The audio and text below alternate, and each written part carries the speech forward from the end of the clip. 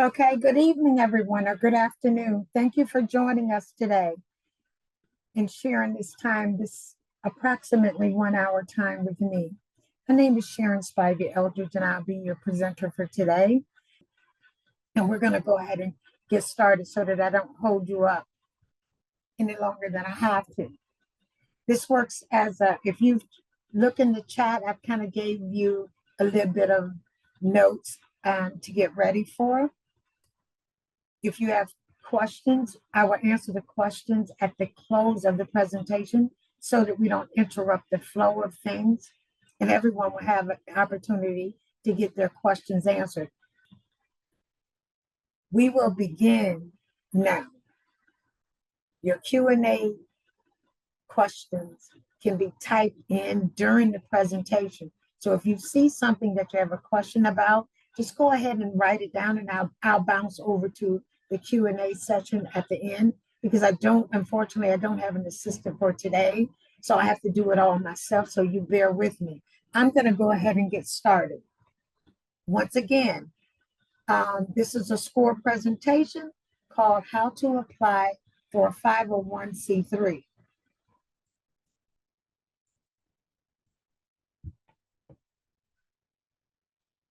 If you're not familiar, but you should be, SCORE is a group of volunteers that are ready to assist in confronting your business challenges. We support every small business.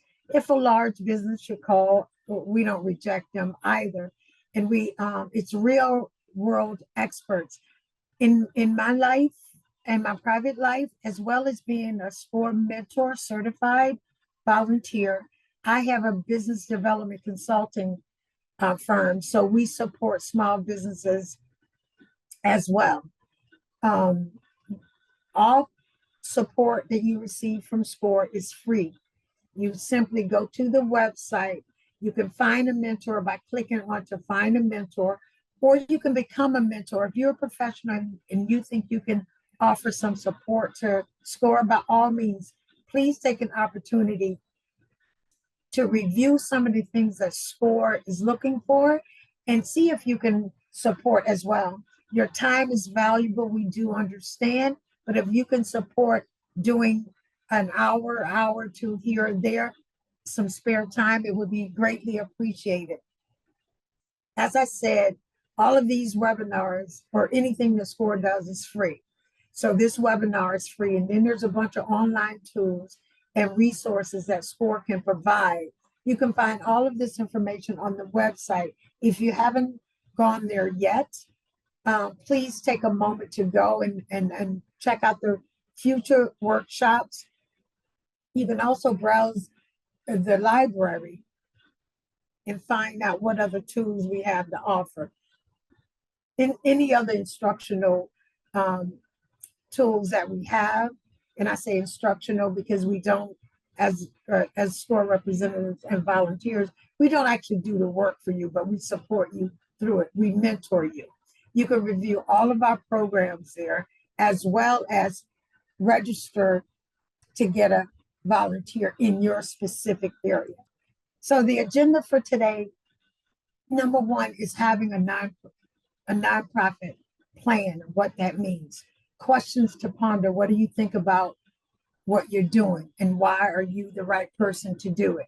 The location, funding for your nonprofit, using volunteers, where to find volunteers, how to use your volunteers, as well as equipment that you may or may need. That's going to be important because every business needs some type of equipment. So we have a little information for you on that end. Nonprofit plan. So the number one thing is you're going to find out what is the purpose or the reason for your journey. Why have you chosen to open a nonprofit? All of these are key and very important before you move into the next step. The 501c3 application is not easy and it's intense. There's a lot of paperwork, and the time and commitment is important. So you have to figure out what your passion is, whether you're passionate about what you want to do. Very important, because it's going to take a lot out of you if you individually want to start it. And you've got to find others that are like-minded, you know. So you have to do something. You know, you can't just sit and the nonprofit grows. There's a lot of work, the application, as I mentioned, a lot of paperwork involved. But there are millions of nonprofit organizations that started small and grew large, and then you can have a better support system. How to get board members. That's going to be important because in order to have a nonprofit organization, you must have clearly defined board members. And the board members there are, are there for a couple of reasons, not just to support you in doing work, but be just as committed to the journey as you are. Understand the purpose of it. And you got to have a well-defined budget. You can't just throw numbers out there. If you're going to get funding for your organization, you definitely have to have a well-defined budget. These are all things to think of in order. Number one, two, three, four, exactly that way. So this is like a checklist for you. So you go through this, you develop this checklist and you mark these things off, you know, because if you don't have the first 1 through 4, obviously 5 is not going to matter. You're not ready to move yet. Next, you want to know where to find volunteers. Your board members are committed individuals. They clearly have to volunteer in the beginning because a board member doesn't get paid, but your real work begins with volunteers. They're the ones that put the foot on the pavement and drive the organization. That's going to be key. So you want to focus a little bit on that particular section of this presentation. We also go through how to develop partnerships. You've got to be able to partner with other nonprofit organizations and for-profit organizations. Partnerships are key to developing and growing your organization. And number 8 is what everybody's looking for, is how to obtain grants.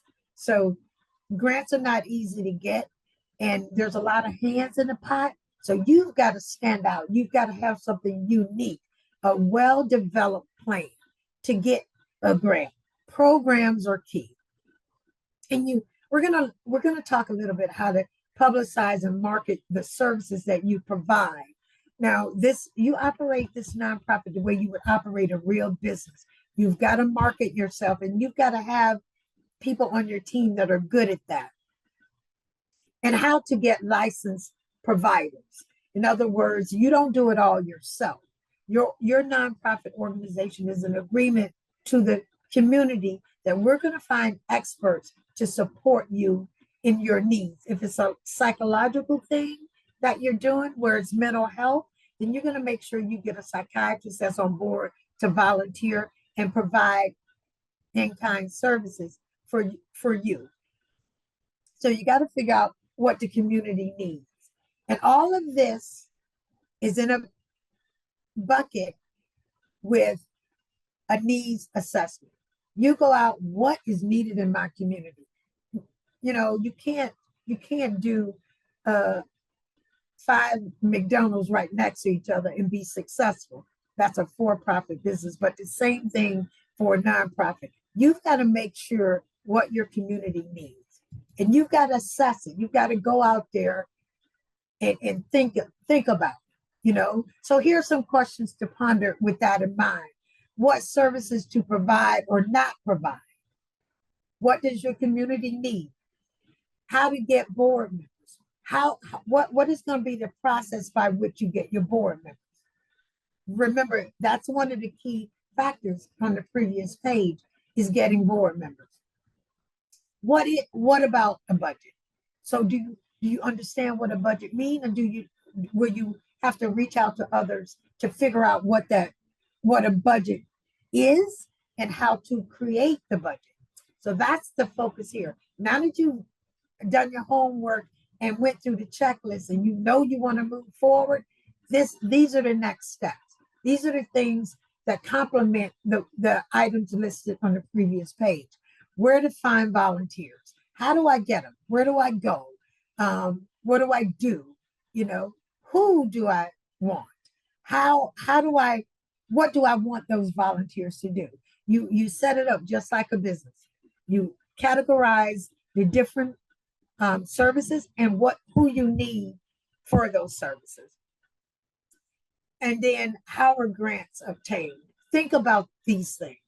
You getting a grant, like I mentioned, is not easy. So you got to think about the work that's involved. How am I going to publicize? How am I going to market my services? How am I going to do these things? You think through all of it.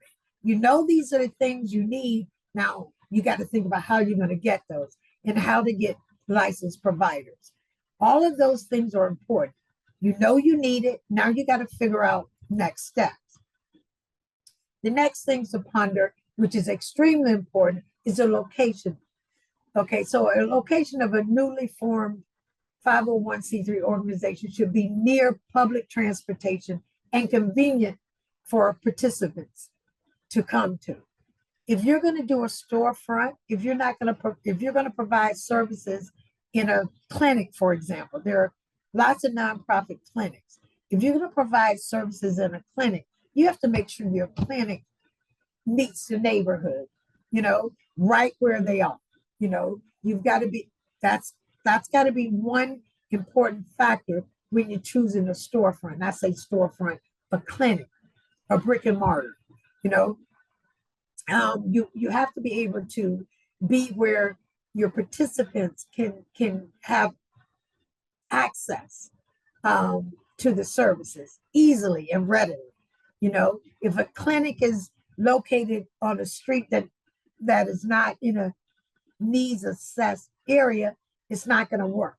So you have to, if the community is what you're seeking to support, you have to be in the community. You have to be a part of the community, or your services and the people participating and the volunteers have to be able to go to that location and provide the services. Now, a lot of things happen virtually now, like we're doing this workshop virtually. There are things that can be provided virtually. And so now you have tools to provide those types of services. But the majority of nonprofits are hands-on, so there are clinics and places like that. Women support services for, domestic violence centers and places like that. So you need to be in the community or have access to it. Because if they don't have transportation, it's hard to walk long distances. And obviously they have to depend on others to provide transportation. So you want to hurt your nonprofit before you even get it up and running. So think hard about these things. It's not an easy task. This is a process by which you can have a successful nonprofit organization. You can complete the 501c application, but you have to understand that all the things that we're discussing today, they ask those questions on that 501c3. This is why it's important that you think through this before you move forward. All of the questions need to be answered on the application. The application is called a 1023, and that there's a short form and there's a long form. Of course, they cost different amounts of money, but that's a whole nother presentation. Do you have the community financial support? Do you have participants that can donate under your funding category? What grants do you have from foundations? There are different types of grants. There's foundation grants, there are local city and county grants, there are state grants, and then there's federal grants. But in the beginning, you have a long way to go before you get to a federal grant, okay? Because they look at your good faith effort, what you've done in your community. They look at the numbers, how many people have you helped, or have you helped anyone? You're not going to get a grant, a federal grant right away. But what is reassuring is that you can do fundraising events and you can accept in-kind donations if you've done the proper legal work to accept donations, which if you do the 501c3, you will. You can accept donations from businesses and you can have fundraisers to help get money so that you can kind of step to the next step. You can go to the next step. You can apply for community grants, local grants, and state grants, and then move into federal. So using volunteers, we touched on that before. This is going to be important to decide if your nonprofit will use volunteers or paid staff to fill positions. You don't have a grant yet, so paid staff might be difficult. But you think about that in the future. Am I going to have volunteers, or am I eventually, I would like to hire a director? You don't want to do all the work yourself, because you're trying to manage it. So you don't want to do all the work yourself. So you have to decide where the weight is going to be.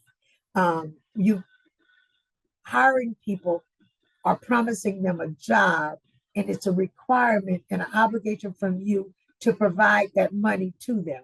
So in the beginning, you've got to work your organization with volunteers. And there are tons of volunteers. I volunteer.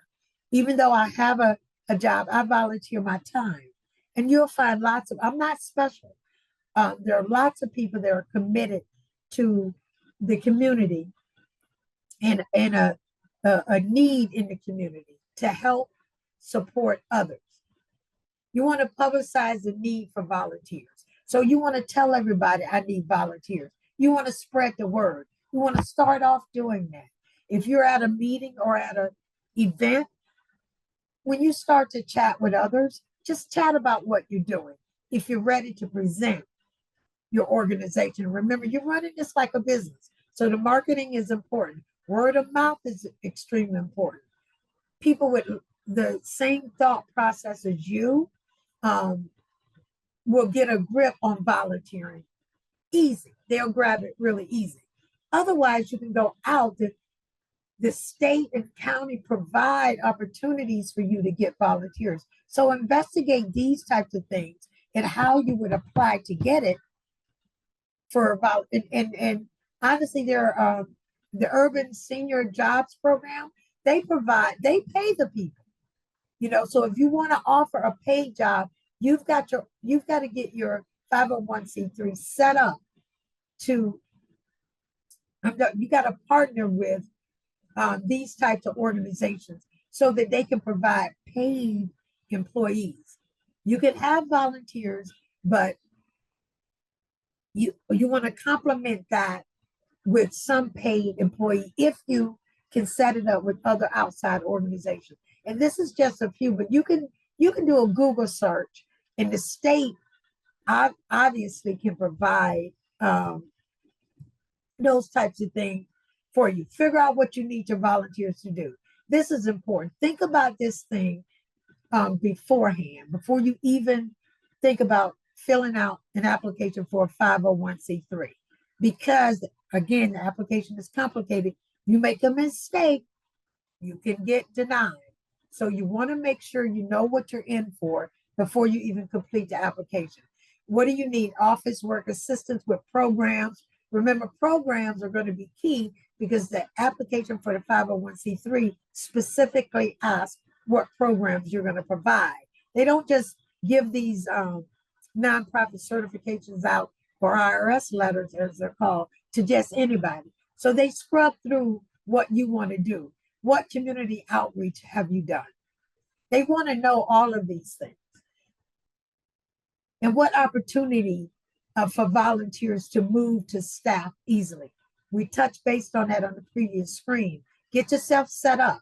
All right, so you go reach out to the state, to the elderly group, and say, okay, here's an opportunity. If you start working with me, then we can have you as a paid staff. Or you apply for grants or funding, and then you'll have enough to say, can you volunteer half of the time, and I'll pay you as staff member the other half of the time. But remember, a nonprofit organization does get tax breaks, but when it comes to paid employees, you still have to act like a for-profit business. And here's the key factor here. You can get equipments you can register once you get your 501c3, you can register with Talk TechSoup and get equipment and software. They provide these types of things for nonprofit organizations. You can get equipment that way or discounted equipment. Be prepared for that. Just to be prepared to have it. So the 501c3 is an application that comes in two forms. It's either the short form or the long form. The short form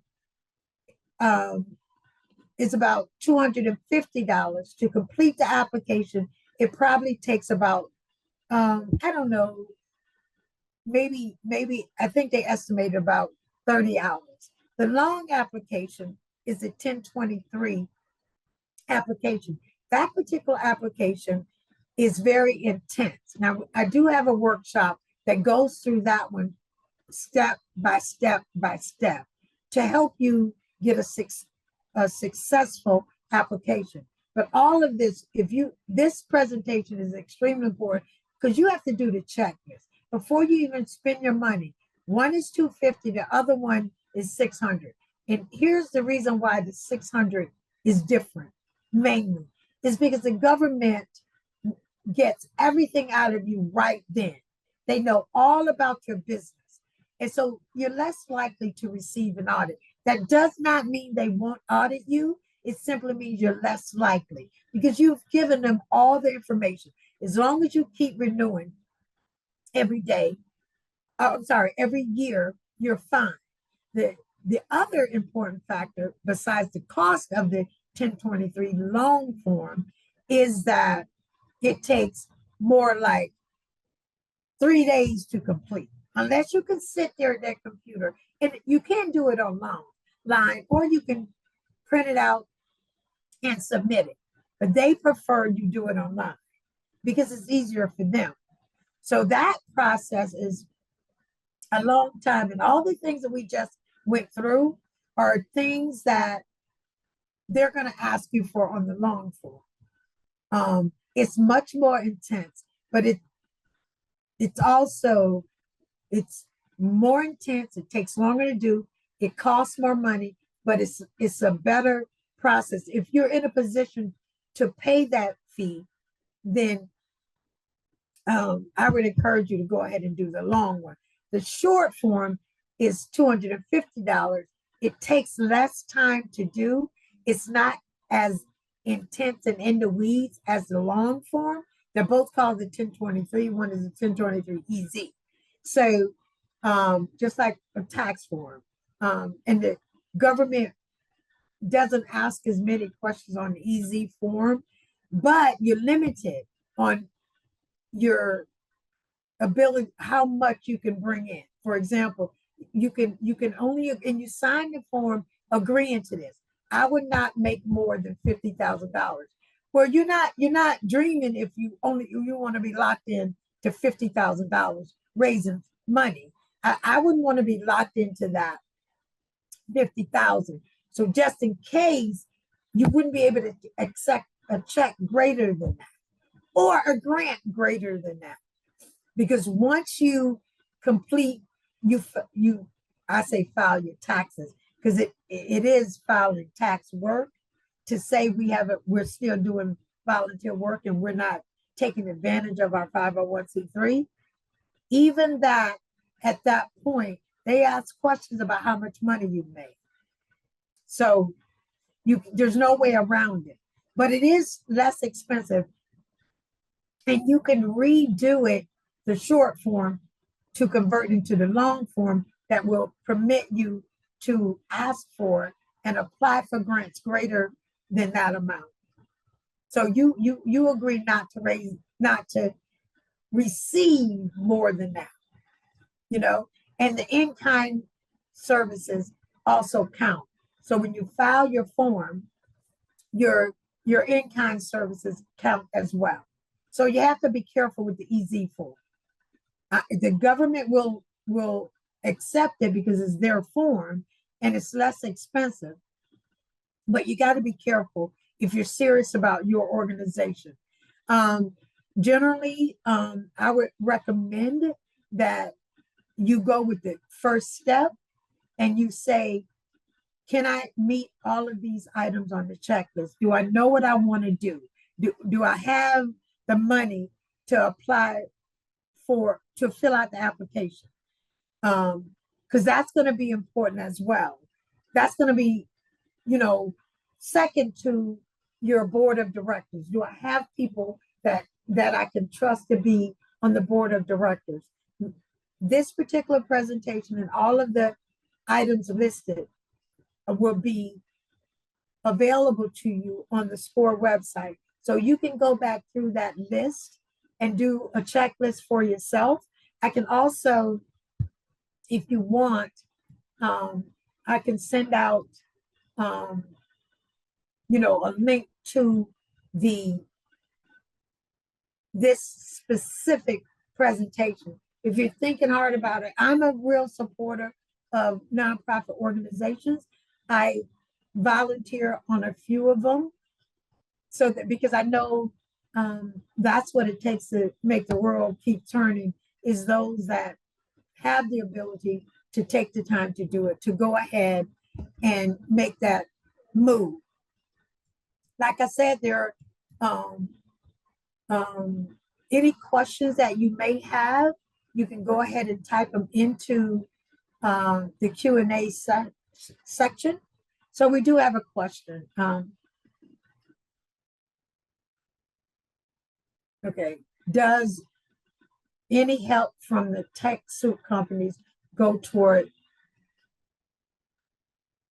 limit for? Yes, ma'am. So you have to report everything that you receive. There's a form that you have to report. So 99. I don't want to get too much into the technical part. There's a form that nonprofits complete every year. They have to do it just like a tax return. And you report everything that you do. If they, in addition to that, they will send you a form for filing your taxes. Okay, is applying for a 501c3 for a charter school different? No, a 501c3. Okay, let me answer that two questions. Are you sure you want a 501c3 or a 501c4? There are different, so there's a different one I would recommend for a charter school. But that's not to say you can't do a 501c3 for your charter school. But it's not, the 501c3 is the same no matter what, but it's your choice. You choose whether or not you want to file it as a 501c3. That's your call. They don't tell you no, you can't. So there are schools that are 501c3s. So the short answer to that is yes. You can use the 501c3 for a charter school. It's only different if I would go in and I would look at the requirements for the 501c3. I know the 501c3 is the most popular thing, but honestly, there are others. Okay. So I would figure out which one best fits me. If you're going to have a foundation, I wouldn't do a 501c3. Okay. So what I would encourage you to do, May, is to go out and review all the different 501c3s before you spend your money on an application. That's a great question. The fact that there are different ones is going to be key. You just want to investigate that. So if there are no other questions, I really hope that you enjoyed this presentation. We try real hard to get the things that people want to hear. And there's, like I said, we have other presentations on the 501c3, where the next one will be diving deeper to the actual application. So the application, can we send you an email? Yes. You can communicate with me via email if you like, but there are steps to getting this done. So if you think you're ready, when you're ready, after you reviewed all those things, and I'm a teacher by nature, so that checklist is critical. Once you go through that checklist and you feel comfortable, then I would say invest your time and your money. So when for the next workshop, I don't have a schedule date for that yet, but because we have to do it, kind of fit it into my regular schedule. But I usually do one a month on something. Perfect. Any other questions?